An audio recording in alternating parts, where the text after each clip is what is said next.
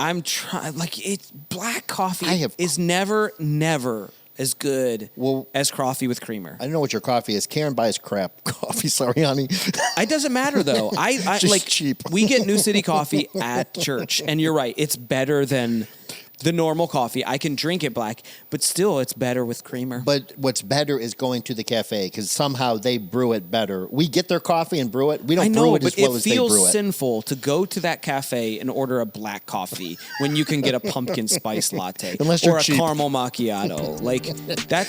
I think that might be sinful. Our goal on this podcast is to know Jesus better and by the power of his Spirit do better so together we can be a little better. Well, welcome to A Little Better, and we are here this week, very exciting week. Week 1 of a brand new series, really a very significant series in the calendar year for our church, the Mountain Mover series, where we got a couple of goals to stretch and to pave. Mm-hmm. We'll let Drew explain that. Drew is my guest here today. And I'm still a guest. Nice. Still a guest. Someday you might step up. But right now we're going to keep you as a guest. You're kind of on probation. But while on probation, why don't you give us your sermon in 60? Yeah, sermon is essentially we're talking about how we often get caught with little faith. And so this series is built around that word faith, learning what faith is and how we can grow in our faith. And the first place Jesus challenges his followers concerning faith is tied to worry, and how often our worry can trump our faith, overcome our faith. And so Jesus gives us a different way of looking at worry and overcoming worry, and it's through seeking his kingdom and his righteousness. And so just a beautiful place to start, because even in the midst of this series, we're looking to launch another campus, which is going to take faith and sacrifice, and what is often tied with that? Yeah. Worry. Yeah, I found the sermon fascinating just because it brought up, I think a number of us commented during, pre-preach that this doesn't feel like a giving talk. This really feels like a Bible, how to grow as a Christian, challenge kind of talk. And a lot of interesting, connections were made that I think I find a little surprising. But one is, so we did talk a lot about worry. And, should we worry? Shouldn't we worry? Are we using the wrong definition of worry? How is worry connected to faith? To me, I know if Karen and I talk about giving away our money, our worry is going to go up, not down. 100%. Yeah. So there seems to be a lot that's kind of counterintuitive. Does the kingdom work differently? But why don't we start with worry, concern? Are there definitions that are helpful here? What are people wrestling with? Yeah, I think it's important when we read Matthew 6 and Jesus talks about worry for us to have an understanding of what he's addressing. Mm-hmm. It's hard to distinguish between what is good concern and what is bad worry. Because I think we as Christians can be concerned about good things and not cross the line into worry. But there's a gray area there of what makes it worry and not concern. And I think one of the good gauges I often think about is when I'm concerned about something that's good, I usually leave it in God's hand. I'm like, oh man, I'm concerned about this, but I recognize that I can't do anything about this, or I recognize that God's got this, right? That's what concern says. Worry consumes you. Yeah. Worry overtakes you. And worry says, how are we ever going to fix this? Are we ever going to get past this? Worry is defeated. Concern is opportunistic, right? I think if we look at it, I think that, and Jesus is talking to worry, something that is consuming you, something that keeps you up at night. And he says that is something that often steals from our faith. It seems like we need to talk about idolatry too in there. I mean, it seems to me like idolatry was once described to me as that thing that if it's present, you're secure and happy, and if it's taken away, your world collapses and you're full of anxiety. So if it's, just that object of trust, is towards money. I never thought I made money into an idol until I remember years ago when the stock market dropped significantly. And I said, dang, I didn't know that I loved money so much. Yeah. That my heart, I was so anxious, so devastated, and I still wrestle with that. It's just there's a tension, it seems, between wisdom and faith. We can read a lot of Proverbs, make it sound like it's a very good idea. Well, and I think that your picture of idolatry is why when Jesus talks about faith, worry comes up first. Mm-hmm. Because when we worry, ultimately what we're doing is we're saying we trust in something else other than God. Right. And guess what that is? Mm-hmm. Idolatry, right? It's the worship of something that we think is better, right? And so if we had to choose, I think of the love of money. I wouldn't say I love money, but then when you were to ask me to choose like good bank account or God on your side, obviously the Christian answer is God on our side, but like realistically, practically, it's like, a good bank account sounds really nice. Right. And I think that's why the responses to this challenge was going to be different for everyone. Yeah. We've seen people respond in different ways. I know that, years ago, someone just gave away their whole 401k, to a capital campaign. And I will be fully transparent. Karen and I have made significant commitments. I've never touched my retirement funds. Yeah. So is that idolatry? Is that wisdom? I don't know. I think those are things that are hard to tease out. I think it at the end of the day, it boils down to doing what God asks you to do, right? Obedience. And I think you would say, man, I feel like this is really what we're asking everybody to do. We're not asking you to compare your gift to somebody else's gift. Right. We're not asking you to do anything other than whatever God leads you to. And really, that's kind of faith, right? To seek his kingdom first. And what that does is when God truly asks us to give up something that we love, it's not an issue. It's not a problem. It's like, your kingdom first, God. Right. And that was the crux of your message and of your challenge. Whose kingdom are you living for?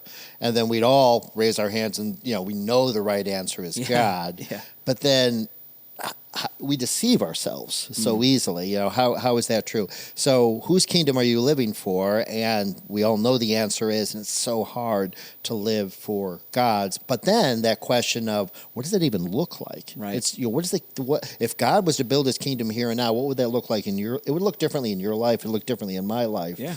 And how it's countercultural. I'm asking random questions we didn't even talk about before, but I know that for a lot of people, part of this journey, they don't walk it alone. They walk it with their spouses, with their families, with others. How do you achieve unity in this? Any tips from your past experience? I can share stories from mine too. It's been a challenge. Well, I think one, just communicating, right? Ashley and I, it doesn't matter what decision we're making, we're constantly communicating, and we're going on the journey together. And I don't mean we're constantly praying about it together, but we're both in our communication. Hey, we know this is coming up. Hey, why don't we just start praying as individuals? God, what would you have us to do? And what's amazing, what I've seen so powerfully is God, usually when he's calling you to do something, and you're married, like he's going to unify that, right? And Ashley and I have started at different places, right? There's been times where Ashley's faith has been greater than mine, and mine have been greater. My faith has been greater than hers in the sense of like dollar amount, right? And then it's amazing to see how God has taken us in different places and unified us under a number where we both felt like, yes, this is exactly what God wants us to do. There's been times where Ashley and I have come together with different numbers and then changed our number completely. So it's a journey, right? And it's not a perfect calculation. It's a simple heart cry to God and a heart that is soft enough to live in obedience to what he says. Yeah, I can think right off the top of my head of stories of at least 4 couples where, they did that praying, thinking, they each came up with a number, the numbers were different. And where the end of the story was the higher number won. Yep. I think it would be a mistake to say there's 2 numbers, whoever has the higher number loves God more. Yeah, exactly. Yes. Right? Or it's necessarily the right answer. I think it's very easy, I'll say for me, so I'll talk about my journey with Karen. It's very easy to use churchy language and spiritualize and bully the other. Yep. So for me, it has to be God gave me this woman, and it's the best thing he ever gave me. She is an incredible source of wisdom. We are team files. I mean, we are better together. Yeah. Right? So for me not to listen to her wisdom is to really look a gift horse in the mouth as far as God is concerned. So I don't know. There was a wisdom there. And now I will say that I can remember that very first campaign where I did have the higher number, and Karen came up to it. But it was hard, and I do have to keep a check on my own heart as to, am I just trying to look more spiritual, or is it? I don't know. I'm trying to come up with an answer. No, here, and again, we have to remind ourselves, this is not about a dollar figure. Right. This is about a soft heart. Mm-hmm. This is about obedience to God. Yeah. And this even ties to the conversation that we've been having. I think when it comes to launching a campus, everybody makes the assumption that this is, we talked about it Sunday, like our mission here is more and better, right? And we want to have a balance of, reaching people far from God, but also growing people closer to God. And everybody just assumes that launching a campus is the more side of the puzzle. Right. And to me, I think that's a huge error. I think it's both. But I think the front end is all about better. And I said this in my message, and I truly believe this. I told this to my wife the other night. I got home from a vision night, and I was like, babe, churches that don't do this, I think, miss a huge opportunity to look at their church and say, we're going to grow spiritually. And I want to calculate. I want to calculate all the ways people in this journey are going to grow spiritually, right? Sacrifice financially. It's a huge way you grow spiritually, where you put your faith in God other than your bank account. That's hard. That's difficult. People are going to step up and serve and use their gifts. People are going to go on the mission field to their community. People are going to invite their friends. There's so many ways that we are going to fulfill our mission. There's so many ways people are actually, their hearts and their actions are going to look more like Christ ever before we reach one new person. I can speak from the perspective of being here over 50 years, and I remember the first capital campaign. This is our fifth that I remember. It was Open the Door, Creating Spaces, Gaining Ground. Hashtag for Rock. Hashtag for Rock, and the current, Mountain Movers. So Karen and I have seen them all, but we also remember a lot of years before the first ever campaign. I remember how hard, what a culture shift it was to do the first campaign. So many people just had the idea of, well, we tithe, people are faithful. People, God's, we don't want to make this all about money. This is where there was all kinds of resistance to it. I will say on the other side of it, those challenges have been amazing.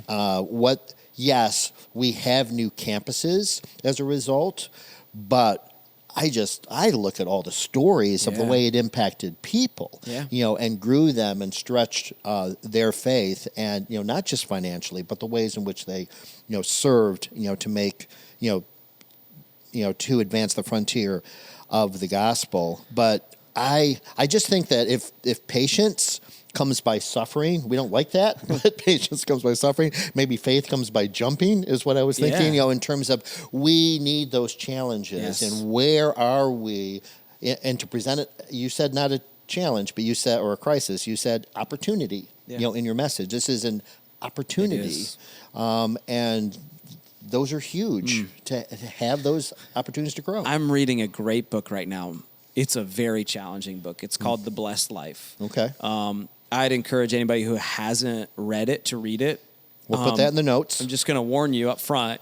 It's going to be challenging, especially on the topic of just becoming a giver and giving and living with open hands. I've been reading it kind of in the process of what this looks like for our family. Right. And I think one thing, and I want to be careful because we live in such a church culture that teaches prosperity gospel, right? Like the reason why we do this is because we want to get from God.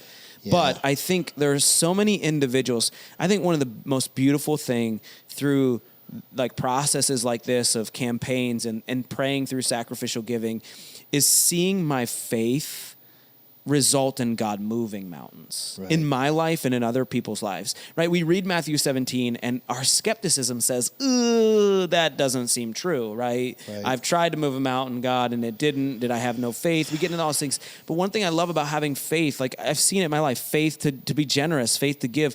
I can literally count so many ways I've seen God move in my life, bless me, because of that. And again, we're not doing it because of the blessing. We're doing it because we trust in God. But God is a God who just blesses faith. Mm-hmm. Yeah, I think of my life verse, which is 1 Samuel 12:24, but be sure to fear the Lord and serve him faithfully with all your heart. For consider what great things he has done for you. Yeah. So it's this future look of faith. Serve the Lord faithfully with all your heart. Why? Because of what you're going to get? No. Because of what you've already seen, in terms of his faithfulness. And if you want to build up that past history of great things God has done, you're going to have to jump out in faith in order to create, those opportunities where God, rewards, that faith and grows that faith. Yeah, and what do we worry about the most? Money? Money. I mean, maybe if you have kids. Yeah, I was going to say kids next. On top, or family. I think they're very closely tied together and often tethered together, right? We want, money and kids, right? I want money to pay for our kids' colleges. I want money to take care of my kids, to give to my kids, right? Like they're kind of, those top two worries are tethered together. I think that's an important lesson because it's almost like lab work, right? Or getting into the gym, stretching our faith, exercising our faith, getting it stronger. But these, if we will exercise our faith, grow our faith in the lab of money, then I think it'll make it easier to transfer that faith to other places, non-monetary places. Family members who are far from God, just a desire to, people we love or reach or what we want to see God accomplish. Let's fuel, grow our faith in those other areas as we see him meet these material needs. I think when it comes to worry, the thing that hit me the most in this passage was the ouchie moment for me. Was when I worry, I act like an unbeliever. Oh, wow. I don't know why that just I don't want to act like an unbeliever. Right. I don't want people to look at my life and say, he's no different than me. Right. Right. I just think there's something about faith and worry that, like, when things happen, when the stock market crashes, when there's a bad economy, Christians respond differently. Mm-hmm. We act differently. And it's not because we're good. It's not because we're confident. It's because of where our confidence is in. That our faith, no matter kind of what swirls around us, is so strong that I don't seep back into flesh-like looking. I stand out and I'm different. That just hit me so hard because honestly, in my flesh, when things go bad, what's my first reaction? Yeah. Worry, anxiety. Like, how are we going to fix this? It's not like, God has got this. Yeah. Like I said before, that was the most the knot I felt in my stomach, the pit, the anxiety. And I thought, this over money? Yeah. I mean, it shamed me. It crushed me. How little faith I had. But sometimes we need that. So you mentioned the economy. Tell us why it's wise and not foolish to have a campaign now. And I've got some ideas as well, but see, what do you have in mind? Yeah, well, I mean, one, I think you can always find an excuse for bad timing. I also think God's economy is different than the world's economy. Right. The Bible says he owns, cattle on the hills and, so when it comes to money, God's not short of it, and he can easily move money wherever he wants to. Another reason is, let's go back in our history of our church. In 2013, I think it was, we did a campaign, and we were doing it for the I wasn't here, just for the record, maybe it was back farther. Maybe it was 2008. It was built in 2013. Yes, 2008 8 was when the economy tanked. It was a huge tank economy, and God worked crazy. That was the first one. That was open the door to build the building we're in now. In the midst of a horrible economy, God was faithful. He always is faithful. And so And I just think, what better way to display our faith than in not good times, right? It's easy when things are flowing to be like, isn't that what most people say? If I had a little bit more, I'd be generous. Lie. You'll spend more. Right. And so we wait for like the perfect moment. Now is the perfect moment. Yeah, I'd mentioned that first campaign. I mean, it got worse for us actually after making the commitment because in the middle of that 3 years I lost a job and I had kids in college, but God was good. We made our commitment. We never worried about food on the table. I mean, God was good. And I think it is interesting that passage focuses, God's assurance is for the nitty gritty. It's like the food, the clothing, that housing, those basic things. God cares about them too. He cares about them a lot more than you, but he cares about your heart and how it grows. Any final thoughts or challenges? I'm trying to think, maybe you can give a little bit of a preview of what's ahead. This is week 1. What will people expect in weeks 2, 3, and 4? Yeah, so next week I'll actually get to introduce our Brighton campus pastor. He'll be preaching, and he's just going to challenge us beyond like the sacrificial giving. Like we need people to go and to step up and to serve, and so he's going to challenge us on that side. Week 3 is really about it. The title of the message is it's stretching time, and so it's really focused around God. I'm asking you to stretch my faith. Like, get me to the place where it might not make sense. It might be scary and big, but I want you to grow and stretch my faith, where I'll do whatever you ask me to. And then the last week of the series is Commitment Sunday, where we will really bring our sacrifice and our faith to God. You're going to get some things in the journey. We're going to be doing some things. We might interact with the mountain that you saw on Sunday. So there's a lot coming up. It's going to be an awesome series. You can't miss it. Well, especially come back next week for that incredible reveal of our new campus pastor. Can't wait to see you then.